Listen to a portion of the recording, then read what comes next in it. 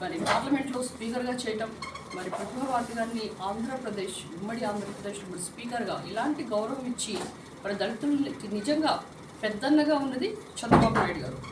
ఈరోజు మీరు చాలామంది ఎన్ఎస్ఎఫ్టీసీ ఎన్ఎస్కేఎఫ్డిసి పథకంలో లోన్స్ తీసుకొని ఇన్నోవా కార్స్ అయితే జేసీబీ చాలా అవైల్ చేసుకున్నారు లోన్స్. ఈ లోన్స్లో ఈ శ్రీకాకుళం నుంచి ఆల్మోస్ట్ మనకి కొత్తగా వచ్చిన లోన్స్లో 450 యూనిట్స్ వాళ్ళు తీసుకుంటే దానికన్నా 3,000 అప్లికేషన్స్ వచ్చినాయి. 1,80,00,000 శాంక్షన్ అయింది.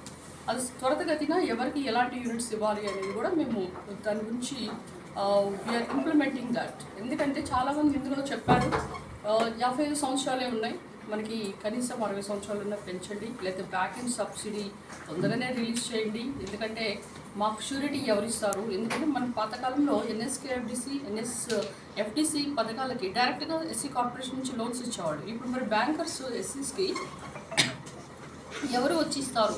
కనుక ఇవన్నీ జరిగే పని కాదు. కనుక దీని గురించి కొంచెం ఆలోచించమని చెప్పారు. అంతేకాకుండా కొన్ని ఏరియాస్లో ఒక్కొక్క ప్లేస్లో ఒక్కొక్క వృత్తిలో వాళ్ళు ప్రావీణ్యత ఉంటుంది.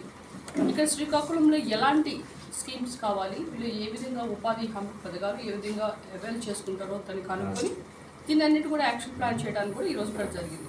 అయితే మీకు హెవీ మోటార్ వెహికల్స్ ట్రైనింగ్ కాను 5గురికి లేడీస్కి ఇవ్వాలంటే ఎవరు కూడా అప్లై చేసుకోలేదు. ఒక 30 మంది వచ్చారు. వాళ్ళకి ఆల్మోస్ట్ ఒక 10 మందిని సెలెక్ట్ చేసుకొని 10 నుంచి 32 రోజుల్లో వాళ్ళకి ట్రైనింగ్ ఇచ్చి లైసెన్స్ కూడా ఇచ్చి మరి వాళ్ళకి హెవీ మోటార్ వెహికల్స్ ఎవరికైనా ఒక కారు ఉంటే లైసెన్స్ లేకుండా మనం డ్రైవ్ చేయలేము. కనుక అలాంటి డ్రైవింగ్ లైసెన్స్ కూడా ఇచ్చి వాళ్ళకి ఏమేమి వెహికల్స్ ఇవ్వాలి వాళ్ళు అప్లై చేసుకుంటే వాళ్ళ యొక్క అప్లికేషన్ యొక్క పద్ధతి ప్రకారం అండ్ ఈడీస్ గారు వాళ్ళన్నిటి కూడా స్క్రూటినింగ్ చేసి వాళ్ళకి వెహికల్స్ కూడా ఇచ్చే అవకాశం ఉంది. ఎందుకంటే ట్రాక్టర్స్ అయితేనేంటి, దెన్ ఈ మోటార్ వెహికల్స్ లైక్ ఆటోస్ చాలా కూడా త్వరలో రాబోతున్నాయి. So we are very proudly to say that 340 కోట్లు కూడా శాంక్షన్ అయినాయి. త్వరలో 1 or 2 monthsలో we are going to give the schemes, going to get all the salaries of all the departments in a proper time.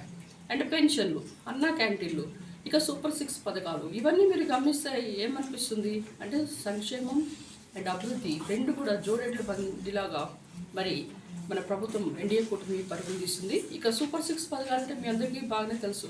And already కూడా చాలామంది యువతకి 30 లక్షల ఉద్యోగాలు 20 లక్షల ఉద్యోగాలు ఇస్తామని చెప్పాము. తర్వాత ఎవరైతే యువత నిరుద్యోగంతో ఉన్నారో వాళ్ళకి 3,000 వాళ్ళకి నిరుద్యోగ వృత్తి కూడా ఇస్తామని చెప్పాము. దానిలో భాగంగానే 17 నెలల్లోనే ఆల్మోస్ట్ అండ్ 10.5 లక్షల కోట్లు పెట్టుబడులు తీసుకురావటం అండ్ 9 లక్షల జాబ్స్ రావటం. అంతేకాకుండా డిఎస్సి నుంచే ఆల్మోస్ట్ 16,000 నుంచి 347 అంటే జాబ్స్ వాళ్ళకి రావటం.